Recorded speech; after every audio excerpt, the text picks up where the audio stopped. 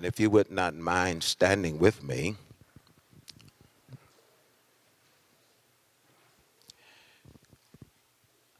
I said on last evening that we look at the glory side of being a preacher, but we don't know that there is a gory side.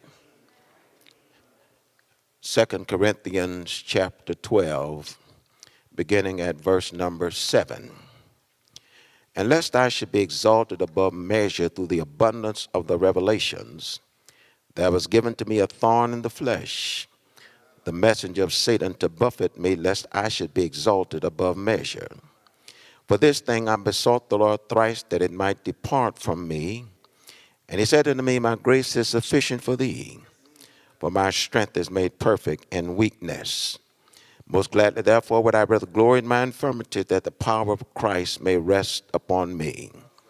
Therefore I take pleasure in infirmities, in reproaches, in necessities, in persecutions, in distresses for Christ's sake. For when I'm weak, then am I strong. I want to talk about living with a limp. Living with a limp. In looking at the time of the text, you will see that the Apostle Paul is no longer persecuting Saul, but he is now a metamorphosized preaching Paul. And this preaching Paul is a trouble-tossed proclaimer of the Christian gospel. According to Paul, God has honored him with personal experiences that he labels visions and revelations. The genesis point of his visions and revelations was on the Damascus Road, where he saw the glorified Jesus the Christ. And this vision was the necessary prerequisite for his succeeding visions and revelations. I know many of you may not know the name, but you ought to make a note. The late Dr. Sandy F. Ray of Brooklyn, New York, with much intuitive, he said this: because of the ambition, the pedagogy, the zeal, and the enthusiasm of Saul of Tarsus, Saul had won great favor with the echelon of the temple leadership. Because of his connections and his zeal, he was able to get the assignment to persecute the struggling church at Jerusalem. He then got the follow-up assignment to ferret or spy on Christians who had fled from Jerusalem to Damascus for safety. And it was on this reckless assignment that God prepared for a confrontational showdown between Saul and the Lord. The Lord Jesus himself prepared for the showdown by finding himself a perfect ambush site and set up a spiritual roadblock somewhere between the already and the not yet, somewhere between an irretrievable past and an inconceivable future. The Lord found himself a holy hideout in the sun and set the time for the showdown to be at high noon. And as this sophisticated, proud young man moved along with a small retinue furnished as his escorts, a light flashed upon him, which was more brilliant than the sun at high noon. He fell to the ground. He was hermetically or airtightly sealed in, as nobody was allowed to hear the conversation. A voice was heard saying, Saul, Saul, why persecutest thou me? This meeting was radical and it was metamorphic, whereby he experienced what is called total chimerism, hypostatic union, or mystical reciprocal indwelling. In other words, they became a brand new creation in Christ Jesus. And because his old name became mutually exclusive with his new regenerated nature, his name was changed from Saul to Paul. That was Paul's first visionary experience, but now it appears that Paul's ultimate experience happened to him 14 years before he wrote 2 Corinthians. Biblical scholars say that Paul was on a preaching tour at the time and was probably in Lystra, where he had an ecstatic, rapturous experience. And this rapturous experience that Paul experienced proved one thing, and that is it's hard to talk about ecstasy. Paul says, I can't tell whether I was in the body or out of the body. All I know is I was caught up into the third heaven, and I heard unrepeatable language. Brothers and sisters, it's hard to talk about rapturous spiritual ecstasy. In order for Paul to talk about this mystical, incomprehensible, rapturous, ecstatic experience, look at what he has to do. He has to back away from it and talk about it in the third person as if it was somebody else, even though he knew it was him. In other words, he says, I knew a man. It's hard to describe ecstasy. And you see, ecstasy is an exalted condition of a spiritual joy and rapture. An ecstatic wonderment is mysterious. And I thought since I was coming to the seminary, I would do a little homework. Paul Tillich says that a mystery in its truest sense is that which remains a mystery even after revelation. Well, perhaps then that was what the scholar Rudolf Otto was trying to convey when he calls what he had a numinous experience. And because it's hard to talk about mystery and ecstasy, he has to coin some terms, and he calls it mysterium tremendum and mysterium fascinosum, meaning that God is so mysterious until he's terrifying, and yet at the same time so mysterious until he's just fascinating. It's hard to talk about ecstasy. Paul says he was caught up, and he said, I was caught up into the third heaven, and the third heaven tells us where, and paradise is the nature of the third heaven. Paul says he was rhapsodized and given the exalted favor of perambulating and cascading through the third heaven. And while there, he was given cosmological, heavenly, illuminating information that he could not talk about on planet Earth. And to bridge and make it composite, Paul says, I went to heaven and lived to tell about it. But now this experience could not be described in earthbound rhetoric. Is an inextricable link between Paul's thorn and what has happened to him. Well, look at this. The first thing that claims our attention is the reason for the limp. Paul went to the third heaven, but after his third heaven experience was over, he came back down to earth. And when he came back down to earth, God had a good and perfect gift waiting for him. And the good and perfect gift for Paul was crippling pain. Now, the accompaniment to Paul's ecstatic, rapturous experience was pain. Paul says he was given a thorn for his flesh. Whoever heard of affliction as being a gift? And a gift good at that. Can you imagine affliction being a gift? Can you imagine painful affliction as a gift coming from God? In fact, can you believe that this affliction was a grace gift? The question is, what is the reason for the thorn? What was the reason for this grace gift? Well, Paul says, lest I should be exalted above measure. And the idea is becoming proud and top heavy and full of self and full of conceit. Paul's thorn was God's gracious antidote for conceit and pride. In other words, Paul was giving suffering in order to keep him from sinning. Paul sat in a dangerous seat, for he had an unusual endowment.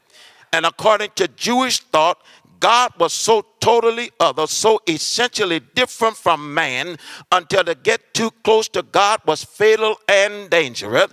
And they had biblical grounds for their belief. Moses reports that God said, you cannot see my face, for man shall not see me and live. The record is that Enoch walked with God and God took him. After wrestling at Peniel with the angel, Jacob astonishingly cries out, I've seen God face to face, and yet my life is preserved. And when Gideon realized who his visitor had been, he cried in terror, Alas, O Lord God, for now I have seen the angel of the Lord face to face. And the answer was, Peace be to you, do not fear, ye shall not die. When Manoah discovered the messenger who had brought him news of the coming birth of a son was an angel of the Lord, his terrified reaction was, We shall surely die, for we have seen God. Are y'all with me today? And brothers and sisters, at this particular juncture, not even one of the 12 disciples had had a third heaven experience. The closest they had was when Peter, James, and John witnessed the transfiguration experience, and that was only a glimpse of glory. But Paul said, I had a third heaven experience, and I ascended in peace. But to accompany my short, ecstatic, rapturous experience was ongoing pain. And Paul told me to tell you today, if you don't want accompanying pain, don't have unusual blessings. Paul says, when you juxtapose my unusual endowment with my ecstatic, rapturous experience and the thorn in my flesh, you will discover I had one ecstatic, rapturous experience, but I've had pain ever since. Are y'all with me? Brothers and sisters, this says that we always have more pain than we have unusual endowments. You see, we have trouble handling ongoing glory. But let me tell you this. Some people wonder why I get all excited in my preaching. Well, I had a bone marrow transplant, and I'm celebrating 17 years post-transplant from leukemia. But when I was going through my bone marrow transplant, my wife kept reminding me, as I had to take all of these medicines, be sure to read the side effects. Well, I've come today to tell you, when you want unusual blessings, when you want rapturous ecstasy, be sure to read the side effects.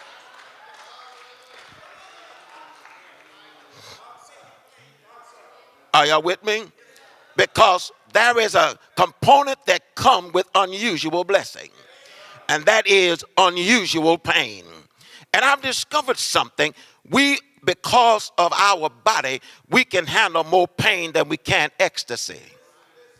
Paul says, now could have fallen prey to the perennial temptations of pride and conceit, but the same Lord who gave me the revelation gifted me with an accompanying affliction. Paul says he gave me a thorn in my flesh. And the reason was so that I would not be above measure. And you do know that if we're not careful, it does not take us long to get lifted in pride. I'm going to say that again. It does not take, in fact, we don't even have to have unusual blessing. We have difficulty handling blessings, period. Are y'all with me? And so Paul says that in spite of my pain, I made a request. And so we go from the reason to the request of the lame. Paul says, for this thing, I besought the Lord thrice that it might depart from me. Now let me interject the fact that there is a lot of conjecturing going on as it relates to what Paul's thorn was. Can I give you some of the conjectures? You see, Paul's thorn is what is called opaque. It's an enigma. It's obscure. It's puzzling. And some say it was physical weariness. Some say physical pain. Some say opposition. Some say slander. Others say severe prostrating headaches. Some say epilepsy. Some say carnal temptation. Some say malarial fever. Some say Jewish rejection of the gospel. Some say disorder. Some say that there is a disorder of the nervous system. Some say deficient speech. Some say bodily disfigurement. But then most say he suffered from chronic ophthalmia, which is an inflammation of the eyes, which was brought on by him being blinded on the Damascus road.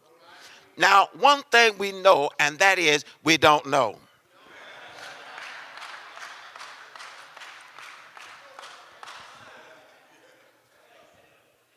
Seemingly, the Bible is silent about Paul's thorn, because if it had been identifiable, then when we have pain and it was not the same pain that Paul had, then we would not think it to be a thorn. But thorns are still in existence. Can you look at somebody and tell them thorns are still in existence? Now, let me tell you something. Any God-given pain or thorn or affliction that fights to neutralize and becomes an antidote for arrogance, that's a thorn. Are y'all with me? Now, brothers and sisters, understand this. And that is, the other thing we know is this. Even though we don't know, what we do know is it hurt. Now we don't know what it was. But the one thing we do know, it did hurt.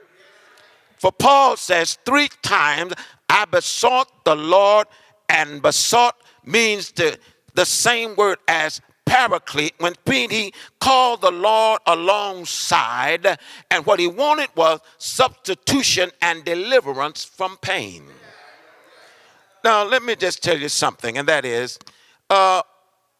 pain accompanies ecstasy and unusual blessings, and the greater your ecstasy, the greater will be your pain. That's why I said be sure to check out the side effects of unusual blessings. Well, somebody, they don't seem to know who it was, but somebody has sagaciously said, with new levels come new devils. And then somebody said new devils are like babies' kids. They don't die, they just multiply.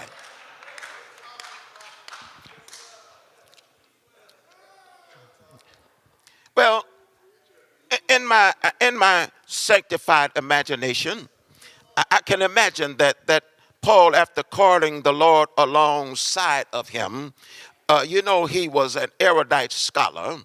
And I'm sure he confronted the Lord with logical, inductive, or deductive, a priori reasoning. And he says, Lord, this limp will greatly handicap me and reduce my capacity to promote the Christian gospel. He said, how can I rightly challenge the churches at Ephesus and Colossia and Thessalonica and Corinth and Rome with this thorn? How can I make 3 world missionaries journeys with this thorn in my flesh? Now, there were some things that Paul did not know. And Paul didn't know that even though his trouble was troublesome, it did not render him ineffective. What Paul didn't know was what we don't seem to know, and that is effectiveness or ineffectiveness is not based upon our ability. And the reason is because God has all the ability that he needs. Well, let me give you what Johnny Cochran calls prima facie or indisputable evidence. My father, who's gone on to glory, he graduated from the 8th grade at the age of 17 because he had to plow in the field. But my father did not allow that to keep him from becoming a student. And so you won't believe what my father talked about as a 8th grade at a 1-room school. He had the nerve to talk to me about ex nihilo.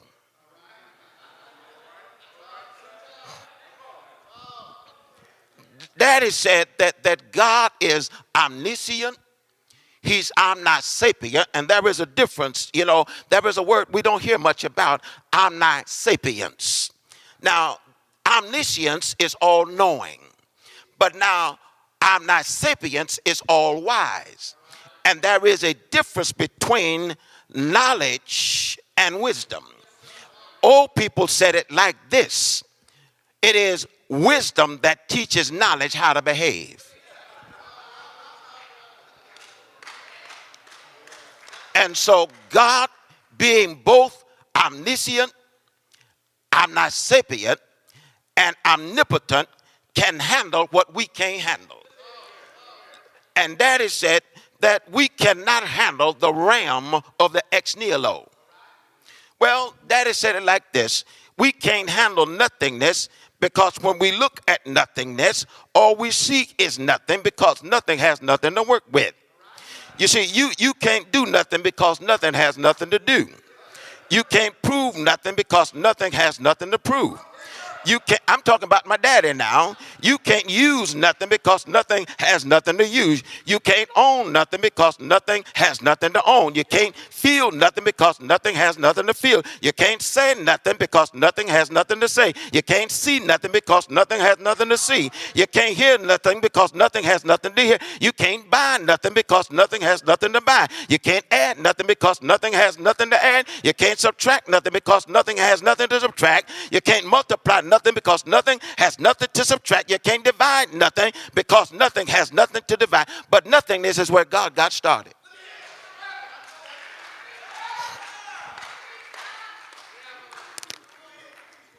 Now, with theological intuition, can I tell you what the old preacher would say?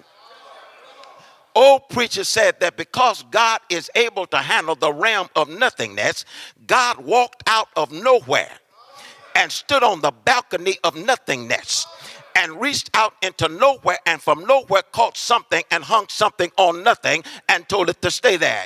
He spoke to nothing, and nothing came running from behind the curtains of eternity, outrunning sound, covering more distant than darkness. God, he is just able. Well, let me tell you students something. Let me tell you something, students. Can I tell you? Don't look at the professors, because they look at me now. There are some what are called shouting words. There are some shouting words that when you hear those words, you don't keep your seat. Well, the first shouting word is Jesus. That's the first shouting word. And then the second word is. You see, Jesus is. I'm sorry, professors. He was, is, and he will always be is. Because he is so much is until he can never be, was, or shall be.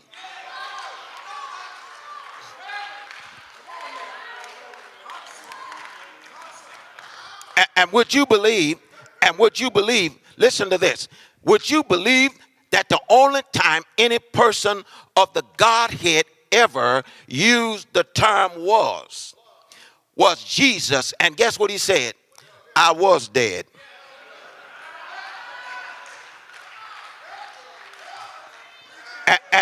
And then this last word that's a shouting word. In fact, just kind of wave your hand. In fact, kind of make a lot of noise. And guess what that word is? Able. He is.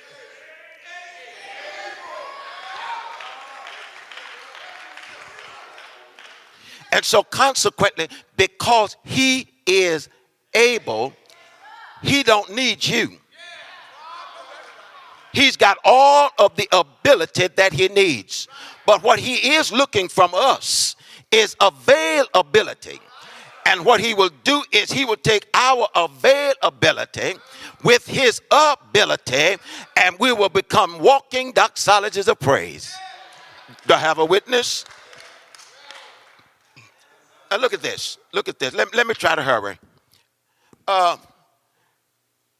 Paul wanted deliverance, and he was looking for God, but what he didn't do is he didn't look at pain anamorphically.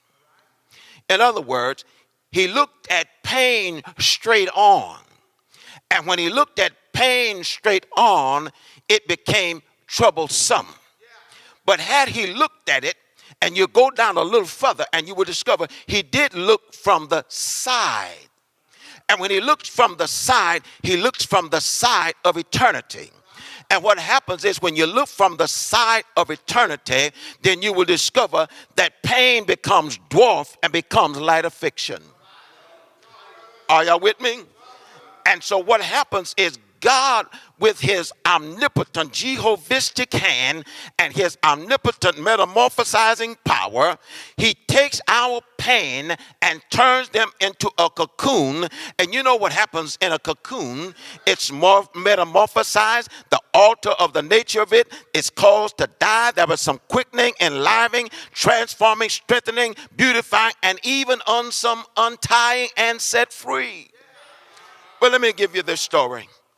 Story is that there was a woman, this is a news story in Dallas, that a woman was abducted from the North Park shopping mall. And by two men, they wrapped her in duct tape and wrapped her in a blanket, stuffed her in the trunk of the car. By her own testimony, it seemed that their intent was to rape, rob, and kill her. They get to the outskirts of Dallas, and for some unmentioned reason, they take her out and dump her in a ditch. When she lands in the ditch, she starts to murmur and complain to God and says, God, you mean to tell me I'm your child? I've been serving you these many years, and now you're going to let me die out here in a ditch all by myself. While she murmurs and complains, you won't believe what happens. She hears the sound of thunder, lightning, and then she feels pouring rain. Begins to complain and murmur again. She says, Lord, you mean to tell me I'm your child? You're going to not only let me die in a ditch by myself, now you're going to let me die in a storm. While she was murmuring and complaining, you won't believe what happened. The water from the rain got between her body and the duct tape. And she was able, because of the rain, to wiggle her way free.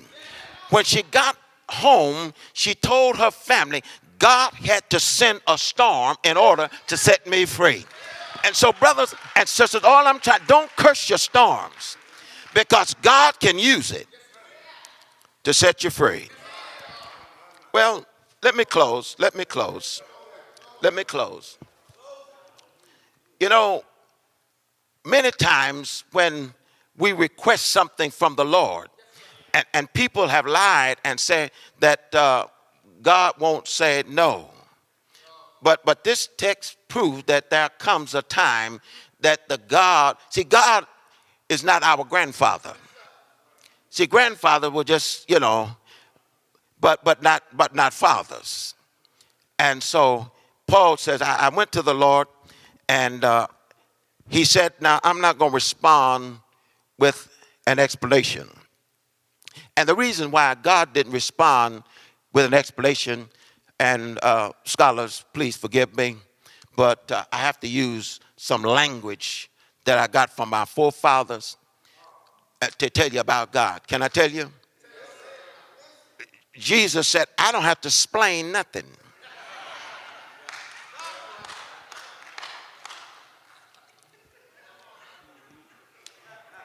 And the reason he don't have to explain is because he's God all by himself. Are y'all with me? He said, but you want substitution, but what I'm not going to give you is substitution. I'm going to give you something to help you live with your limb. I'm not going to give you an explanation, but I'm going to give you a promise. And my promise is my grace is sufficient. And I don't know whether you've been there, but I had to deal with the promise of God. When I went through my transplant, I wondered why I came down with leukemia, and the Lord did not give me an explanation. But he did give me a promise, because the doctor told me I could die anywhere in the procedure as I had my bone marrow transplant. But guess what? God gave me a promise. And let me tell you what kind of promise he gave me. It's called a palindrome promise. That's a good word, isn't it? Anybody know what palindrome is? Well, maybe somebody don't know. Let me give it to you like this. If you write the word level, you can read level forward, and it spells level. And if you spell it backwards, It spells level. That's palindrome. Well, the Lord gave me a palindrome promise. You can read it forward or backwards, and it comes out meaning the same. Now, you're looking at me strange and funny, so I got to prove my point. Jesus said, I will never leave thee nor forsake thee. That is forward, isn't it? Can I read it backwards? Thee forsake nor thee leave, never will I.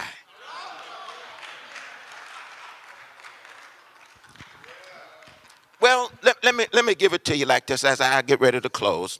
And you know, us Baptist preachers, you know, we say that about 4 or 5 times. So if you give me about 2 basketball minutes, I'll be through. Most of us, we want exemption from pain. But nobody gets exemption from pain. Now here it is, preachers, here it is. The Lord gives preachers pain and a limp. You know why? So that you can have rapport and sympathetic understanding to the crowd to whom you must preach. Let me give you a definition of a local church. It's a limping preacher amidst crippled saints.